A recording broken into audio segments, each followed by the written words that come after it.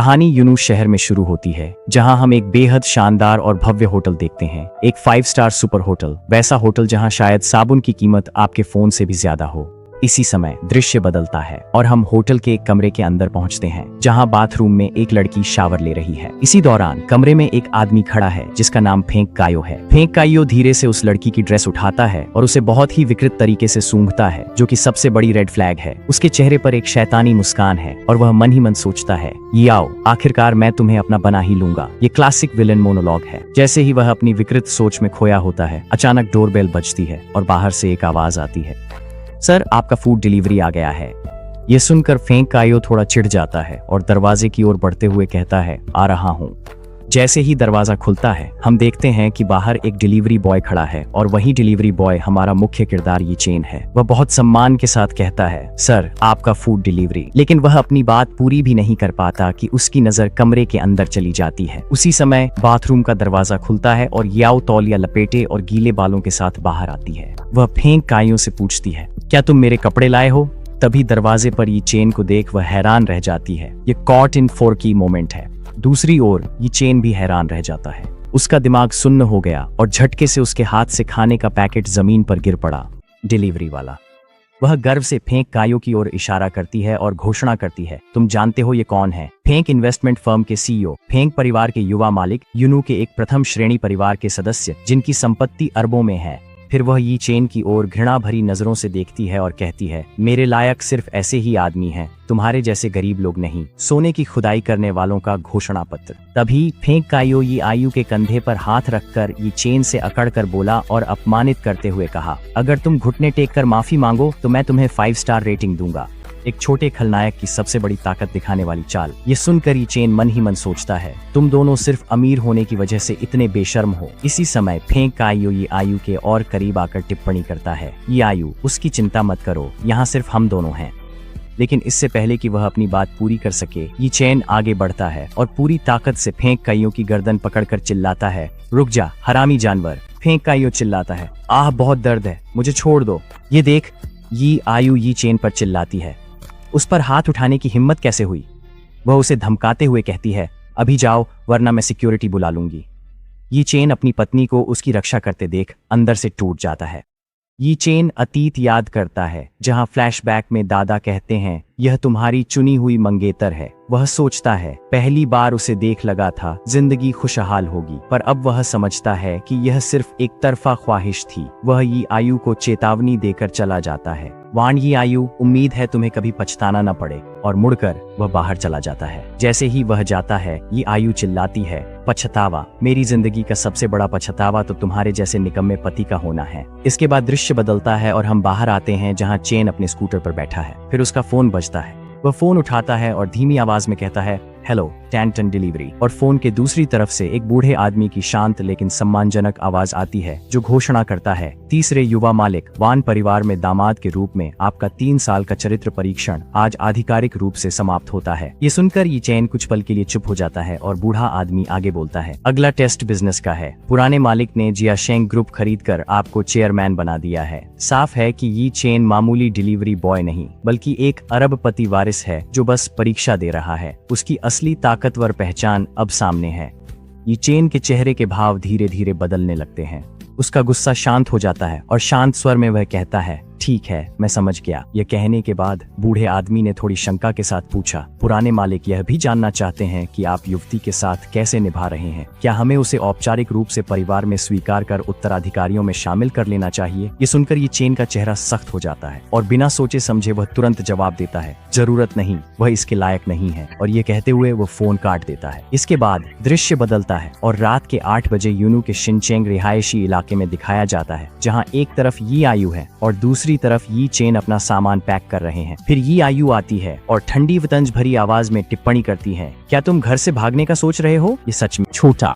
उसकी बात सुनकर ये चेन रुक जाता है और पूछता है, क्या तुम्हें लगता है कि धोखा देना बस कोई छोटी बात है? इस सवाल पर ये आओ को जरा भी शर्म नहीं आती। वह और भी तेवर दिखाते हुए कहती है, तो तुम क्या चाहते हो? क्या मैं माफी मांगू? तुम हमारा खाना खाते हो और हमारे घर में रहते हो। अगर मैंने कुछ गलत किया भी है तो तुम्हें उसे सहना ही पड़ेगा। ये चेन का सब्र टूट गया और वह चिल्लाया, वान यी याओ, मैंने तुम्हारे परिवार को बहुत सहा है। 3 साल तक तुम्हारे माँ बाप ने मुझे अपमानित किया और मारा, पर मैं चुप रहा। तुम्हारे रिश्तेदारों ने मुझे सताया और तुम सब देखते रहे। तुमने मुझे कभी छूने नहीं दिया, मैंने वो भी माना। ये सब इसलिए था क्योंकि मैं तुम्हारी परवाह करता था, पर आज से मैं ये सब और नहीं सहूंगा। फिर अपना फैसला साफ शब्दों में बताते हुए ये चेन ऐलान करता है, वान यी याओ, चलो तलाक ले लेते हैं। तलाक शब्द सुनकर ये याओ हैरान रह जाती है और गुस्से में चिल्लाती है, ये चेन, तुम्हारी हिम्मत कैसे हुई मुझसे तलाक मांगने की? फिर उसे धमकाते हुए वह बोली, तुम्हारी नालायकी की वजह से मुझे ये करना पड़ रहा है। सुन लो, तलाक के बाद तुम लग्जरी घर और औंडी भूल जाओ। ये चेन तंज कसते हुए हंसा, मुझे इनकी जरूरत नहीं है। वह गुस्से में चिल्लाई, ठीक है, तलाक। पता नहीं दादाजी ने क्या सोचकर मेरी शादी तुम जैसे निकम्मे से की। एक पल भी गंवाए बिना ये चेन सीधे जवाब देता है, तो चलो कल सुबह ही सिविल अफेयर्स ऑफिस जाकर तलाक ले लेते हैं। लेकिन फिर याओ थोड़ी देर रुककर कहती है, कल मुमकिन नहीं है, कल दादी का जन्मदिन है और पूरे परिवार को सुबह 10 बजे से पहले उनके घर इकट्ठा होना है। फिर बातचीत को स्पष्ट रूप से आगे बढ़ाते हुए वह कहती है, और यह फैसला बड़ों ने लिया था, पहले मुझे अपने परिवार से इस बारे में बात करनी होगी। ये सुनकर ये चेन बस इतना ही कहता है, तो अपने परिवार को जितना जल्दी हो सके समझा दो, मैं तुम्हारे फोन का इंतजार करूंगा। ये कहते हुए वह अपना बैग उठाता है और बिना पीछे देखे निकल जाता है। पीछे से याओ पागलों की तरह चिल्लाती है, हरामी निकम्मे, तुम मुझसे तलाक लेने का जरूर पछताओगे। कुछ ही दिनों में तुम वापस आकर मुझसे भीख मांगोगे। लेकिन ये चेन उसकी बातों को पूरी तरह अनसुना करते हुए उस घर से बाहर चला जाता है जहां तेज बारिश हो रही है। वह बारिश में खड़ा होता है, तभी उसका फोन फिर से बजता है। वह कॉल उठाता है और कहता है, हेलो, और दूसरी तरफ से वही बूढ़े आदमी की आवाज आती है, युवराज, कार कोने पर आपका इंतजार कर रही है। ये सुनकर ये चेन मुड़कर देखता है और वहां सिर्फ एक नहीं बल्कि काले रोल्स रॉयस कारों का पूरा काफिला खड़ा है। हर कार के पास काले सूट पहने बॉडीगार्ड्स खड़े हैं, जो ये चेन को देखते ही एक साथ झुककर जोर से कहते हैं, युवराज, बारिश और तेज हो जाती है। तभी एक अंगरक्षक आगे आता है और छाता प्रदान करता है। युवा स्वामी छाता, लेकिन ये चेन इसे अस्वीकार कर देता है और कहता है, कोई जरूरत नहीं, बारिश से मेरा मन शांत होता है। फिर एक और अंगरक्षक आगे बढ़ता है और ये चेन के कंधों पर एक महंगा कोट डाल देता है, और जैसे ही वह उस कोट को पहनता है उसकी पूरी आभा बदल जाती है, मानो वह पूरी तरह से निखर उठा हो। फिर वह ऊंची आवाज में सिर्फ एक आदेश देता है, चलो चलें। और जैसे ही काफिला चलता है, आसपास के लोग ये दृश्य देखकर हैरान रह जाते हैं। भीड़ में से आवाजें आती हैं, वाह, रोल्स रॉयस, और कोई और चिल्लाता है, ये सब रोल्स रॉयस हैं, क्या हो रहा है? ऊपर से याओ भी अपार्टमेंट की खिड़की से यह शोर सुनती है और नीचे झांकती है। हैरान होकर वह सोचती है, इतनी सारी रोल्स रॉयस यहाँ से क्यों गुजर रही हैं? क्या कोई बहुत महत्वपूर्ण व्यक्ति आया है? उसे बिल्कुल अंदाजा नहीं है कि यह महत्वपूर्ण व्यक्ति वही है जिसे उसने अभी अभी घर से बाहर निकाल दिया था। यही नाटकीय विडंबना है। इसी के साथ हमें ये परिवार के बारे में बताया जाता है। दुनिया केवल रोथस्चाइल्ड, ड्यूपॉन्ट और मॉर्गन जैसी रहस्यमय परिवारों को जानती है, लेकिन सबसे रहस्यमय परिवार वास्तव में ये परिवार है, जिसकी संपत्ति 100 अरब से भी अधिक है। फिर भी वे बहुत गुप्त रहते हैं और आप उनका नाम किसी भी अमीरों की सूची में नहीं पाएंगे। ये असली छुपे रुस्तमों की ट्रोप है। दृश्य बदलता है और ये चेन पहले ही एक हेलीकॉप्टर के पास पहुंच चुके हैं, जहां एक बॉडीगार्ड आदरपूर्वक कहता है, युवा मालिक, इस तरफ। और यहाँ हमें बताया जाता है कि ये परिवार अपने उत्तराधिकारियों को कैसे तैयार करता है। अगली पीढ़ी के उम्मीदवारों की परीक्षा और चयन 3 साल की उम्र से ही शुरू हो जाता है। 5 साल की उम्र तक वे एक साथ मार्शल आर्ट, पियानो और वायलिन सीखते हैं, और 18 साल की उम्र तक वे पहले ही एक अमेरिकी विश्वविद्यालय के बिजनेस स्कूल का 4 साल का कार्यक्रम पूरा कर चुके होते हैं। लेकिन बात सिर्फ पढ़ाई तक सीमित नहीं है। उनके चरित्र को गढ़ने के लिए परिवार के बुजुर्ग उन्हें विशेष परीक्षाएं देते हैं। इस पर यी चेन को 3 साल पहले का वह दिन याद आता है जब यी परिवार की जायदाद पर उसके दादा ने उसे आदेश दिया था, यी चेन, मैं तुम्हारी शादी यूनू के द्वितीय श्रेणी के वाण परिवार में तय कर रहा हूँ। वर्तमान में लौटते हुए हेलीकॉप्टर में बैठे ये चेन सोचता है, उस समय मैंने अपनी इच्छा से यह परीक्षा स्वीकार की थी, लेकिन अब वह सब खत्म हो चुका है। कुछ देर बाद हेलीकॉप्टर एक महल जैसे हवेली पर उतरता है। रक्षक उसका स्वागत करते हैं। युवराज, आपका स्वागत है। और इस तरह वह अपने असली घर और अपनी असली पहचान में लौट आया है। हवेली की ओर देखते हुए वह मन ही मन सोचता है, ये चेन लौट आया है। दृश्य फिर बदलता है। अगली सुबह 10 बजे यूनू के विला सिसियन क्षेत्र में वान परिवार की वृद्धा का जन्मदिन मनाया जा रहा है और सभी लोग उन्हें बधाई दे रहे हैं। दादी, जन्मदिन मुबारक हो। एंड माँ, आप 200 साल जिए। भीड़ से कोई पूछता है, वो निकम्मा ये चेन नहीं आया? यायो हिचकिचाकर बोली, वो काम पर गया है। यह सुन वान जुनई और माओयान हंसते हुए बोले, काम? जुनई ने चिढ़कर कहा, खाना डिलीवर करने गया होगा। वो हमारे परिवार पर दाग है। एक बार उसने मेरी मर्सिडीज ठोक दी थी। मुझे शर्म आती है बताने में कि वो हमारा रिश्तेदार है। ये सुनकर बूढ़ी वाण दादी गुस्से में आदेश देती हैं, उसे अभी बुलाओ, बदतमीज है वो। घबराकर याओ बोली, दादी हम तलाक ले रहे हैं इसलिए वो नहीं आया। दादी चिल्लाई, क्या तलाक की इजाजत किसने दी? क्या तुम दादाजी की तय की शादी भूल गई? यह सुन याओ रोने का नाटक करने लगी। वह घुटनों के बल गिर जाती है और कहती है, दादा मैं दादा की आखिरी इच्छा के खिलाफ जाने की हिम्मत नहीं करती, लेकिन ये चेन ने हद पार कर दी है। वह बाहर किसी और औरत के साथ संबंध रख रहा है। याओ की ये बातें सुनकर दादी और भी ज्यादा गुस्से में आ जाती हैं और गुस्से में ऐलान करती हैं, वो जानवर 3 साल तक हमने उसे रहने के लिए बंगला दिया, उसे लग्जरी गाड़ियां दी। फिर वानजुनई बीच में हस्तक्षेप करते हैं और कहते हैं, याओ तुम्हारे बड़े भाई ये कह रहे हैं तो बुरा मत मानना, लेकिन इसमें तुम्हारी भी कुछ गलती है। शादी को 3 साल हो गए हैं लेकिन तुमने कभी उसे अपने पास नहीं आने दिया।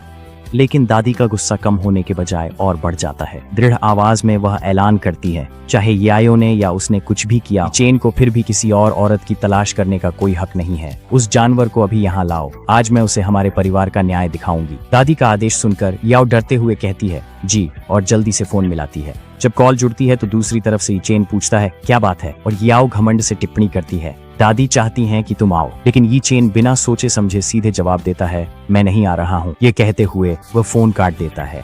ये देखकर याओ गुस्से से भर जाती है और मन ही मन सोचती है, उसने मेरी कॉल काटने की हिम्मत कैसे की? फिर वह दादी को बताती है, वह नहीं आ रहा है। ये सुनकर दादी का गुस्सा पूरी तरह भड़क उठता है और वह गुस्से में घोषणा करती है, घर जमाई की औकात कुत्ते से ज्यादा नहीं होती और फिर भी उसमें नखरे दिखाने की हिम्मत है। जुनई तुम जाओ और उसे जबरदस्ती यहाँ ले आओ। जुनई खुशी से कहता है, ठीक है। ये कहते हुए वह चला जाता है। जुनई के जाने के बाद दादी सबको संबोधित करती हैं और कहती हैं, आज मैंने आप सबको जल्दी इसलिए बुलाया है क्योंकि कल जियाशेंग ग्रुप में एक नया चेयरमैन आया है। कोई नहीं जानता कि वह कौन है या कहां से आया है। फिर वह समझाती है, अभी हम 70 मिलियन की फंडिंग डील पर बातचीत कर रहे हैं, लेकिन अनुबंध अभी तक साइन नहीं हुआ है। सब जानते हैं कि हमारी डिंचेन रियल एस्टेट हमेशा जियाशेंग ग्रुप के साथ सहयोग करती आई है। इसी वजह से जियाशेंग ग्रुप के नए चेयरमैन के साथ अच्छे संबंध बनाना हमारे वाण परिवार के भविष्य के लिए सबसे महत्वपूर्ण है। दूसरी ओर दृश्य बदलता है जहां हम ये चेन को देखते हैं और उनका बॉडीगार्ड थोड्डा हैरान होकर पूछता है, युवराज आप अभी भी डिलीवरी की वर्दी क्यों पहने हुए हैं? इस पर ये चेन शांत स्वर में जवाब देते हैं, आज मेरा डिलीवरी पर्सन के रूप में अनुबंध का आखिरी दिन है। मैं जो शुरू किया है उसे पूरा करना चाहता हूँ। और वह मन ही मन सोचते हैं कि अपनी पहचान उजागर करने का समय अभी नहीं आया है। जब मैं परछाई में हूँ तो खुले में दुश्मन को देखना आसान होता है। तभी अचानक उसका फोन बजता है और वहाँ हम वानजुनी को देखते हैं जो अपनी कार में ये चेन को ढूंढने आता है। फोन पर वह कहता है, हेलो ये चेन, मैं वानजुनई हूँ, तुम कहाँ हो? चलो बात करते हैं। ये चेन शांत होकर बोला, मैं लुयान कम्युनिटी में खाना दे रहा हूँ। वानजुनई हंसकर बोला, मैं वहीं आ रहा हूँ, रुको। और जल्द ही जुनई अपनी कार तेजी से वहां ले आया। वह यी चेन के पास पहुंचता है और जोर से ब्रेक लगाता है। फिर वह कार की खिड़की नीचे करता है और घमंडी अंदाज में कहता है, गाड़ी में बैठो, दादी तुम्हें देखना चाहती हैं। ये सुनकर ये चेन बिना रुके सीधे जवाब देता है, चाहे तुम्हारी दादी वाण यी याओ का समर्थन करें, कोई फर्क नहीं पड़ता, मैं तो वैसे भी तलाक ले रहा हूँ। ये चेन की बात सुनकर वानजुनई गुस्से से तमतमाकर चिल्लाता है, क्या तुम पागल हो? मेरी दादी तुम्हारा समर्थन करने वाली है, वह तुम्हें परिवार में न्याय दिलाना चाहती है। इस पर ये चेन शांत स्वर में पूछता है, किस आधार पर परिवार में न्याय? ये सवाल सुनकर जुनई और भी ज्यादा गुस्से में आ जाता है और उंगली दिखाते हुए उस पर आरोप लगाता है, इस आधार पर कि तुम बाहर किसी औरत के पीछे गए, चाहे वान यी याओ जैसी भी हो, वह फिर भी वान परिवार की सदस्य है। तुमने वान परिवार के साथ गलत किया है, इसलिए तुम्हें मरना चाहिए। ये सुनकर ये चेन धीरे धीरे अपना हेलमेट उतारता है और हैरानी से पूछता है, मैंने बाहर किसी औरत को ढूंढा, क्या वान यी याओ ने ऐसा कहा? और अगले ही पल वो खुद को रोक नहीं पाता।